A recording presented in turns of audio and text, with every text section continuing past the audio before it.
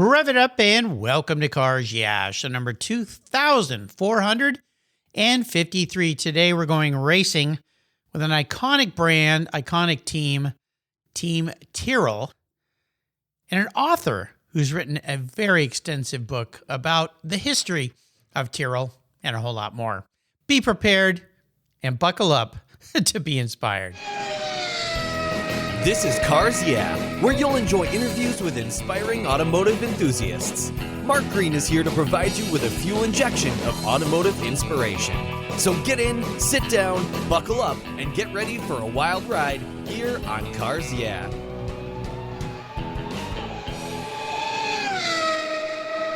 Hello, inspiring automotive enthusiasts, and welcome to Cars Yeah. So, in the new year, my first trip across the pond to the UK, I'm in Hertfordshire, England, with a very special returning guest by the name of Richard Jenkins. Richard, welcome back to Cars Yeah. Happy New Year. Do you have it in gear, and are you ready to release the clutch?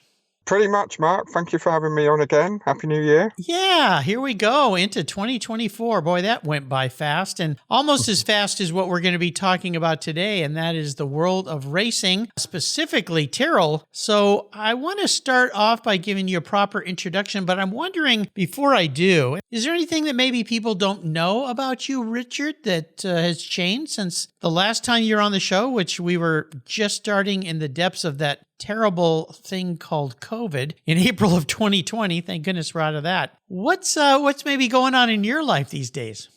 It's in some ways it's pretty much the same. I still do this for a hobby, as it were. A very enjoyable hobby. The kids are 3 years older. We have a little dog. Yes, the world's changed. It's great for human relationships, but it's not so good for authors, because COVID was a dream for authors, because you could pin down people because they had no chance to escape. So it worked for podcasters too.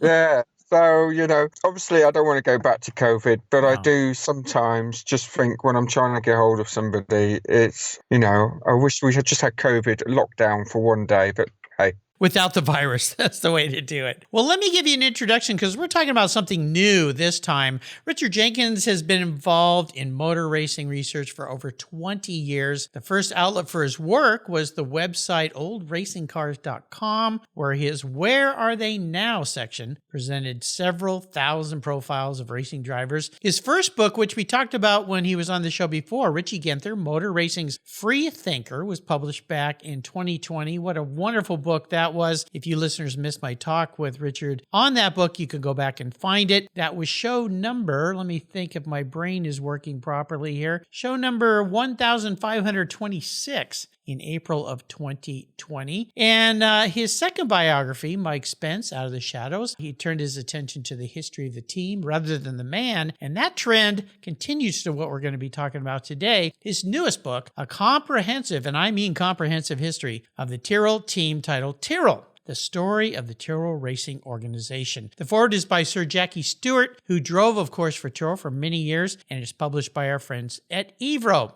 We'll be back in just a moment, but a word from our sponsor, so buckle up. This is going to be a wild ride, and we'll be right back.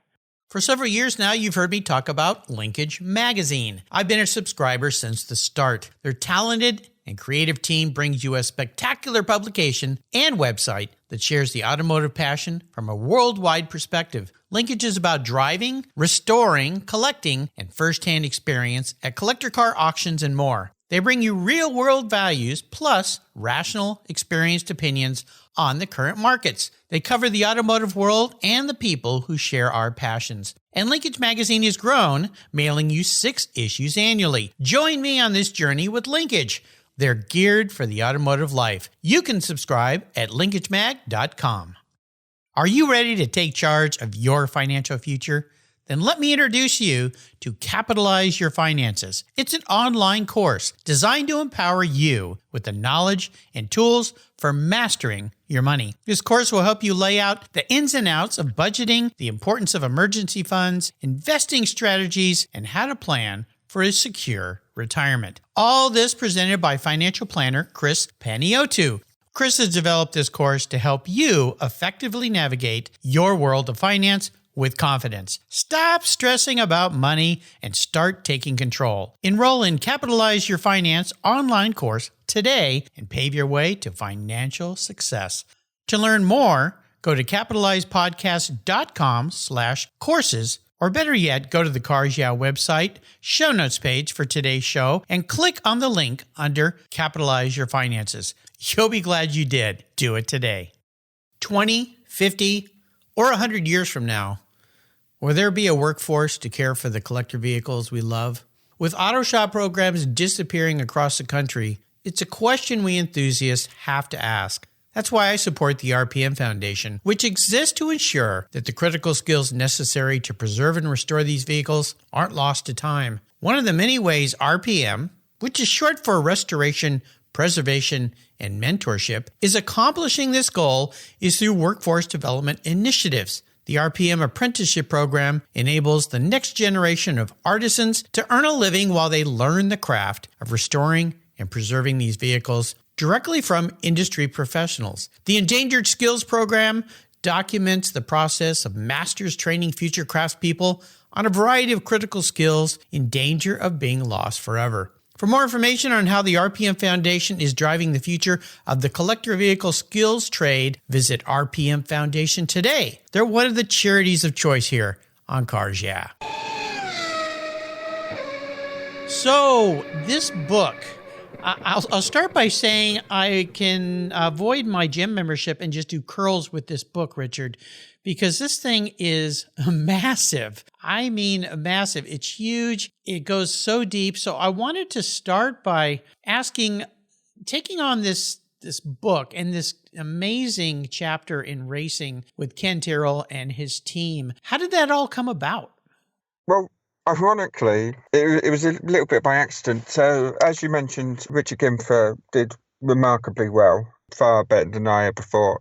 It won quite a few awards here in Britain, and Evro got in touch with me. I got in touch with them, and we kind of bounced around a few ideas. They decided not to go for any of my ideas, which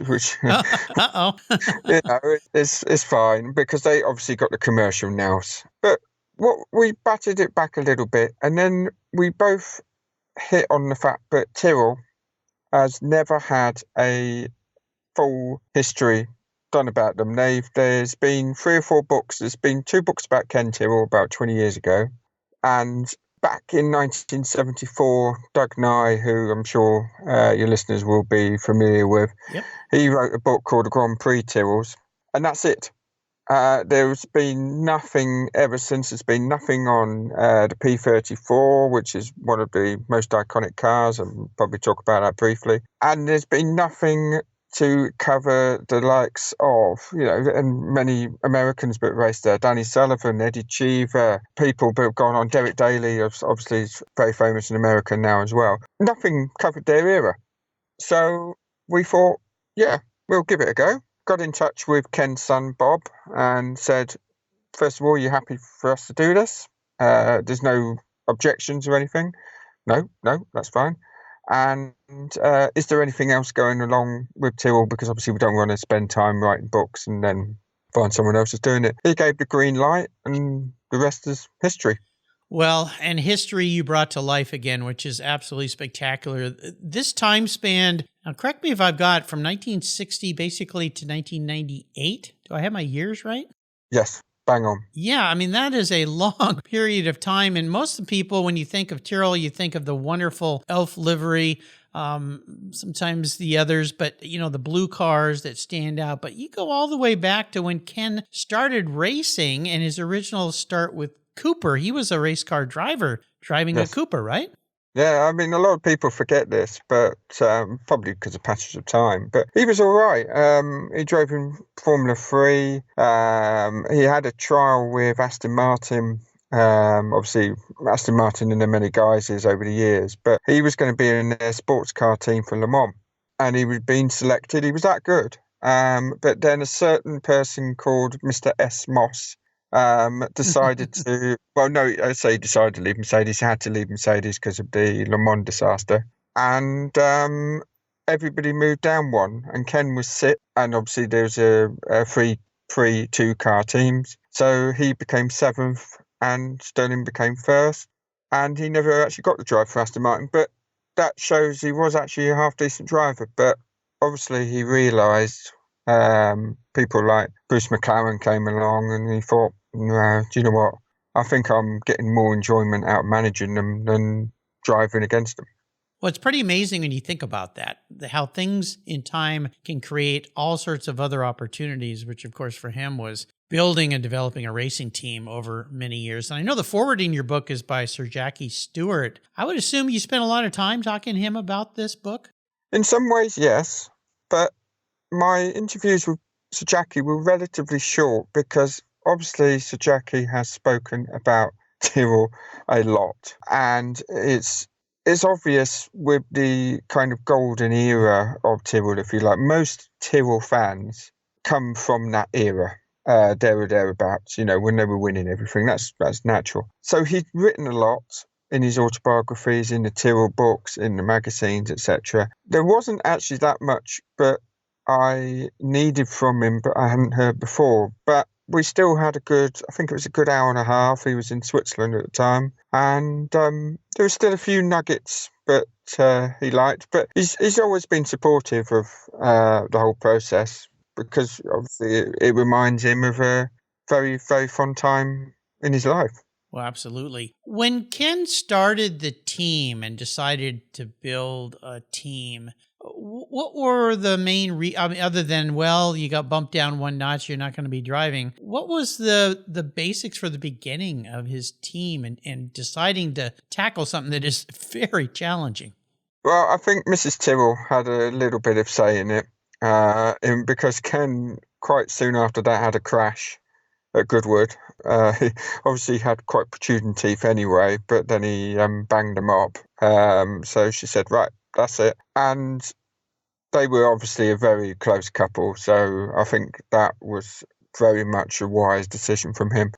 He didn't quite go it alone initially. In 1958, he went with another chap called Alan Brown, who used to race in Formula One, or Grand Prix, I should say, and another chap. But it was quite soon. But Ken was the driving force with it, with the organisers, doing the entries, getting the mechanics, etc. So the other two stood by, and Ken kind of really went from there. But that was his strength, his organisation. And it was literally the Tyrrell Racing organisation was just him, Nora, his wife, his oldest son, as the kind of lap charter. I mean, he was about 15 at the time, and two mechanics. And that was it. That was the basis of the organisation. Hard to imagine when you look at teams today that have hundreds and hundreds and hundreds of people. Yeah. Exactly. It's a bygone world. You couldn't do that. But, there's little stories like little teams like that. And many teams were similar to that in the 1960s, But what he tried to do and did very well was employ the best possible people that he could. And they did a fantastic job in Formula Junior and Formula 3. Well, absolutely. And when you think about people, you mentioned a few of them, but I'm going to rattle off some names here that I didn't realize all these people drove for Ken. Tony Maggs, John Love, Dennis Hulme, Peter Proctor, of course, Jackie Stewart, Chris Amon, Bob Bondurant, John Surtees, Jackie Ickx, Patrick Depailler, Jody Scheckter, Derek Daly, Danny Sullivan, Martin Brundle, and the list goes on and on and on. What was it about Ken and his ability to attract all of these names? I think because they knew, the majority of them, they knew that Ken would give them the time. I think the Jackie Stewart pool and the relationship that Ken had with Jackie was a pull thereafter for anybody else.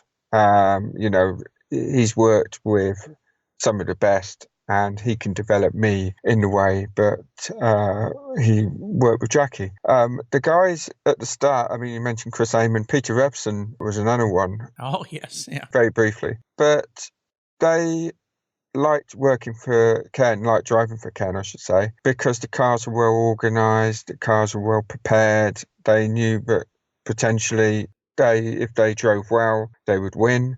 or, they could show their prowess. Then in, say, 1979 onwards, we mentioned Danny Sullivan, Daly, Michele Alboreto as well. That was sort of dealt with the budget because Ken didn't want to put what we call, I suppose, renter drivers in. He wanted to try and give talent a go, but he couldn't afford the best, like, Senna, Prost, all that sort of thing. So he tried to go for people, but he felt would be low cost, but high reward. They would get in the points and they would push Tyrrell back up. And, Brundle, Alesi, people like that, Mika Salo, to use somebody more recently, comparatively. They came along with kind of low expectations, but exceeded them and then went on to other things. It's pretty amazing. And what comes to mind when you think about that is the movie Moneyball, where that movie's approach to baseball was a very unique approach. It sounds like Ken had a very methodical business mind about how to build this team and keep it going if he didn't have the money, which is always the challenge in every kind of racing since the beginning of time is money. But he had a really unique approach to this thing. And I'll tell you, listeners, this thing is 480 pages. It is huge. It goes so in depth, and this history. I always ask a question about challenges. What were some of the biggest challenges that you had putting the book together? And then I'd love for you to share, after you've learned so much, what was the biggest challenge Ken ever faced with his team? Oh, let me start with Ken first. Okay.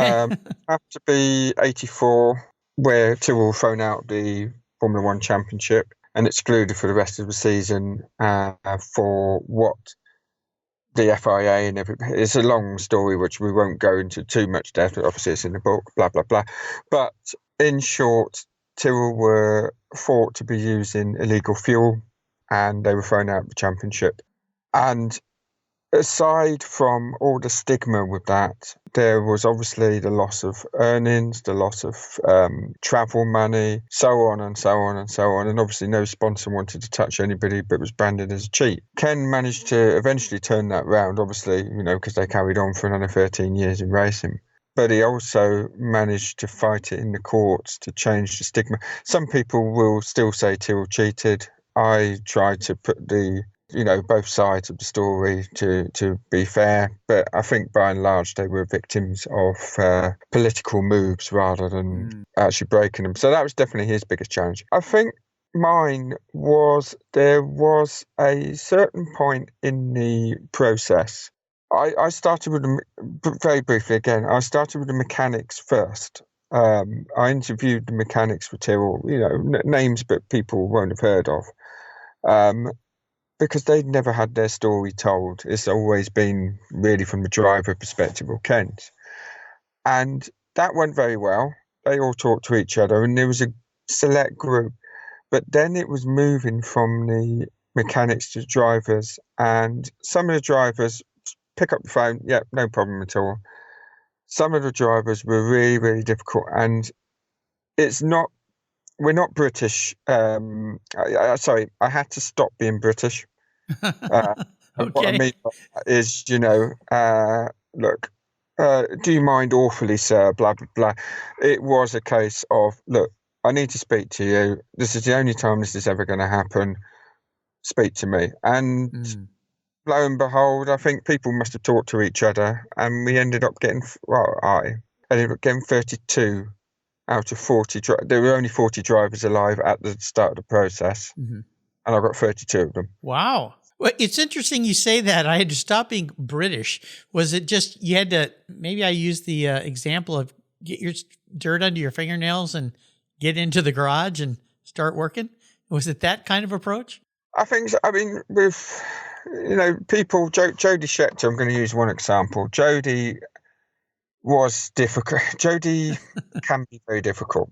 It really depends what kind of mood he's woken up in. But he's to the point, and he's got a business to run. I'm not going to make any money by speaking to somebody about something 50 years ago. I get that, but it's a bit of, basically what I said to Jody is, look, I've spoken to your brother Ian Scheckter, who drove a private Tyrrell. I've spoken to this guy. I've spoken to this guy. I've spoken to this guy. You're the only one that hasn't Helped that a little bit. said anything. Yeah. And you find actually that was probably the key.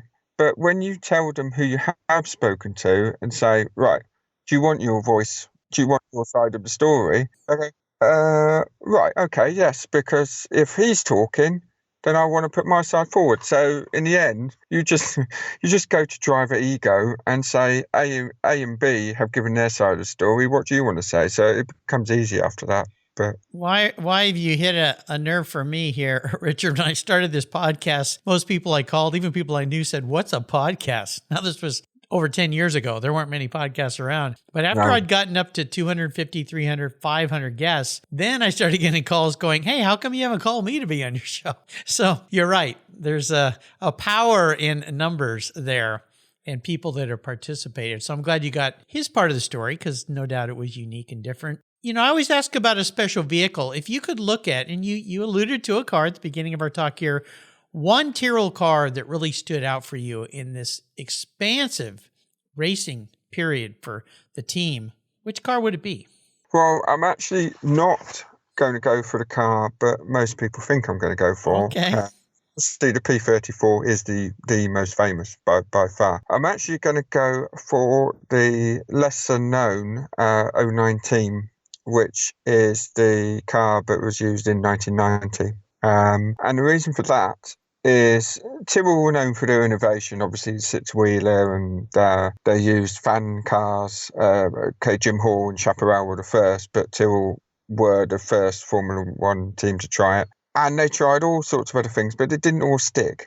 But the 019 had and it's on the front cover, those that can see the front cover of the book. It's on the front cover. John Alazy's on the front, and it's a raised nose. And they were the first team to come up with the raised nose. And essentially, more or less, that design has stayed in not just Formula One, but motorsport thereafter. We've become used to seeing IndyCar and Formula E and all that sort of thing with the raised nose, but it's just commonplace now. And I think that they didn't have that much of a budget either. So to come up with that idea, to give it a go, and then to transform motorsport thereafter, I think that's a really, really special car. Didn't quite have the success for Tyrrell, but they should have got from it. But, you know, like I say, the legacy is there forever, really.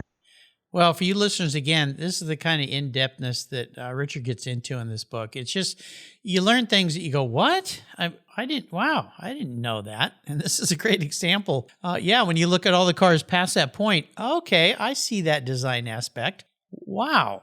Pretty innovative for the time. They probably got some heads and eyes rolling at the time, but later on, maybe not so. So, you know that I play a little game here called Car Psychologist, but I'm going to twist this up for you, Richard. I always ask people if they were manifest as a car, what would they be? In this case, I'm going to have you pick a vehicle. When you think of all the cars that Ken and the team ran, which one tugs at your heart the most? I would probably go emotionally, perhaps, for the 001, which is the very first Tyrrell car, because again, some people may not remember, but Ken ran Coopers and Matra and stuff like that. And then 1970, he went alone with his own car. And I am quite close to it, really, because it was at the launch. We launched in Brooklands in July, in a much nicer weather than we've currently got in the UK. Here too, in the Pacific Northwest. And it was just so nice to... The history is literally coming from that car, because without that car, nothing else would have followed. And if that hadn't been... It only did a few races before the genesis of 02 and 03, which basically came from 01. So I think it only had about 4 or 5 races, didn't win anything, but it was the start. And it was very special for it to be at the launch. I've also got somebody was very kind and gave me a part from the original 001, which Really? is, I wouldn't say study, but it's hanging up on the wall as a reminder. So I think that 001 will probably be with me more. The reason I also say that is, aside from the emotional part of you, it was the precursor to starting into the unknown. It did well, and that was kind of what I did with Gimfer. With the Richard Gimfer book, I just put a book together. I did the best I could. I didn't think it would do as well as it did. And that, I suppose, is what happened with the 001. And then obviously Tyrrell went on to bigger and better things, and certainly I did with Gimfer Spence and now Tyrrell. What was the most surprising thing you learned about Ken that you had no idea before you got into this book? I would say with Ken specifically, I think it was actually how good he was as a driver. But also the other big thing that did make me go, wow, I kind of knew it in the background, but he kept that timber. He was a businessman first, which is why they lasted for so long. But he was still running a timber merchant because that was his job until, whilst they were still winning championships, 71, 72, 73, he still had the timber merchant, and he only kind of stopped in the mid 70s. Wow. Yeah, that just makes you think, hang on a minute. He's just gone. He's commissioned Derek Garner to do his own car. He's running on a small team, but Monday to Thursday, he's still doing the timber merchant first and foremost. And you think, you can't see, even back Enzo Ferrari doing another job at that time, or Teddy Mayer. I'm just trying to think of all the others. Colin Chapman, he wouldn't have done that. And then there's Ken still doing it. Wow. But that just gave me kind of extra respect for Ken. But doing this job, doing the writing on top of trying to do a full-time job, which is what I'm doing. Yeah. It's hard work. So you have my respect for doing that. Well, I was going to say, he sounds a little bit about a guy that I'm talking to today named Richard Jenkins and what he's been doing. So my hat's off to you. Yeah. The last few books you've done have really taken deep dives into the team versus the individual. And I'm wondering, is that something you see doing more of in the future for you? Is that a lot more interesting for you as an author, learning more about all that background stuff than just talking about the person? It is now. I've always been an individual. I've always been a driver fan more than a team fan, traditionally, or I was before this. And that was partly because I'm not that technical, although it doesn't show in the book. I mean, I copy and get good advice, but I'm not what you would call, a nuts and bolts man.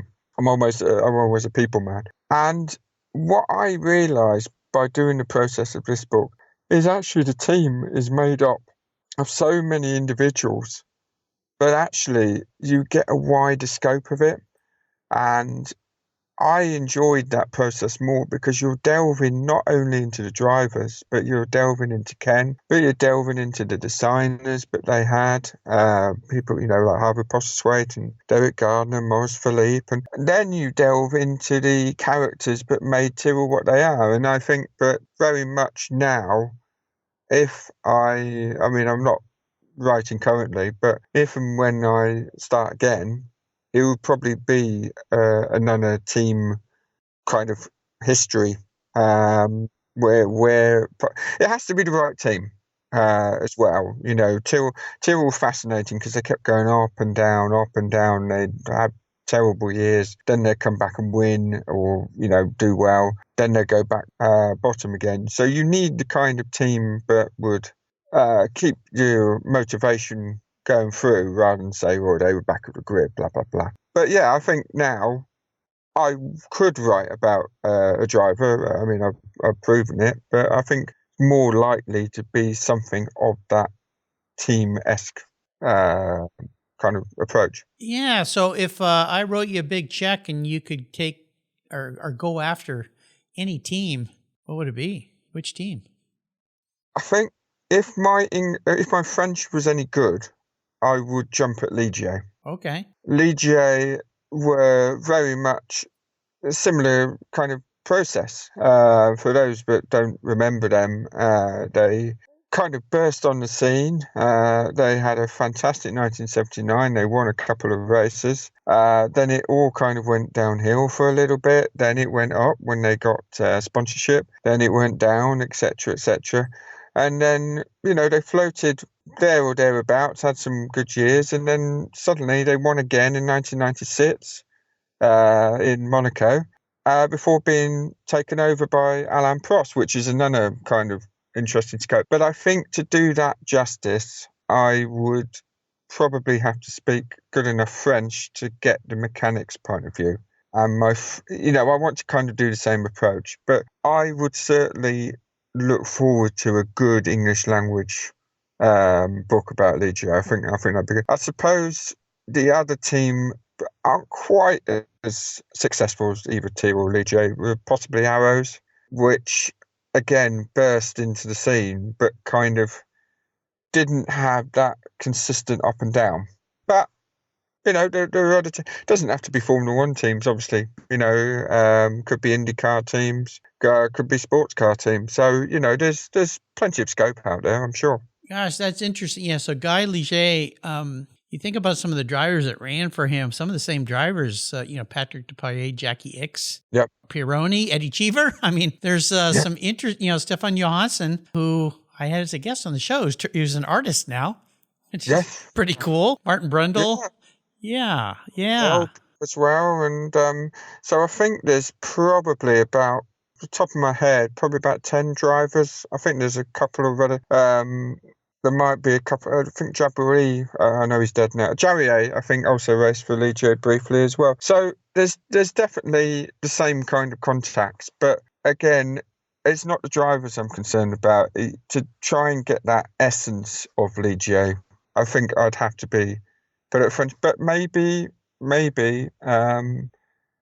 might have to be a joint project. If there's somebody but from the French side who could do the interviews with mechanics, I do the rest, put it together. I could do the writing and they could do the talking, and we bind it together.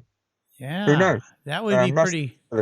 That would be pretty cool. And I love your approach, because I always say in a business, don't talk to the managers, talk to the people sweeping the floors, driving the trucks around, working on the loading docks. Those are the ones who really know what's going on. And one of the cars that stands out when I think about Ligier is the sponsor is Gatain's, because I drove a Lola T290 that was Gatain's livery, that beautiful blue, with the dancing lady. And they had a 1980 a car that had that beautiful Gatain's livery. So, all right. Very, very cool. Well, I'll get my checkbook out. We'll get you going on that. That sounds like fun. If you could jump in any Tyrrell car and take it for some laps, which one would it be and what track would you go on? Well, I'm going to go for the P34 for this one. Okay. Because it is a unique car. Yeah, 6 wheels, 4 wheels at the front, 2 wheels at the back. Yeah, that's wild. Not like any other car. Although the people that drove it said eventually you forget that it's got the 6 wheels. It corners the same. Track-wise, no, that's a good one. I mean, the P34 was not that good at places like Monza, Hockenheim, the high-speed tracks, but they're the ones with the kind of history. I think I'll probably go for the P34, but I'm actually going to go for the old Nürburgring. Oh. Which probably would end in disaster for myself and the car. I mean, I'm not a bad driver, but the Nürburgring is another level altogether. Oh, but gosh, yeah. But I think I'll probably go for that. Give it the ultimate challenge. Well, yeah, that is a challenge. First time I ever got to drive a car at that track, it was sunny on one end and snowing on the other. I was in a E-Class Mercedes. I was in a rental car. Don't tell Hertz that I did that. It has its own ecosystem. It's crazy. Yeah. Well, I was with a friend, and what we did was we had a map and we played rally kind of driver. You'd be going around, he'd say, long left, sharp right, maybe. It's like, okay, because it's hard to learn that track after just a few laps. I think we each did about 10 laps on it or something like that. But yeah, not many brakes left on that rental car when we were done, that's for sure. I can imagine. Yeah. So you've taken us on a wonderful drive, and I can only do this and encourage you listeners, get your hands on this book titled Tyrrell, The Story of the Tyrrell Racing Organization, of course, by our guest today, Richard Jenkins. And I'll put a list of his other books that you really got to get your hands on if you don't have them yet. Richie Ginther, Motor Racing's Freethinker, Mike Spence, Out of the Shadows. These are all wonderful books to have on your shelf. And I always tell people books make wonderful gifts. So in the new year, if you've got automotive buddies out there, buy them a book. And this book's going to keep you occupied because it is very, very huge. Before I let you go today, Richard, could you leave us with some maybe some parting words of inspiration for this new year that we have? I think, I can't remember what I said 3 years ago, but I think it's probably something similar. But it would have to be never give up. Always just do your best. And like I say, just try and open the doors, but you can, because you never really know where they lead. And sometimes, one open door can lead to 20 more. So yeah, just keep going. Always keep going. Well, for a guy who has to do a lot of investigating, which is what you do when you put a book like this together, those are certainly words to live by. And I'll tell you what you said last time you were here. In the world, you must be oh so smart or oh so pleasant. Yeah. James Stewart. Jimmy Stewart. Yeah. Yeah. So that helps too, isn't it? I mean, I have to practice that. True. Yeah. Polite persistence. Yeah. I mean, it goes a long way.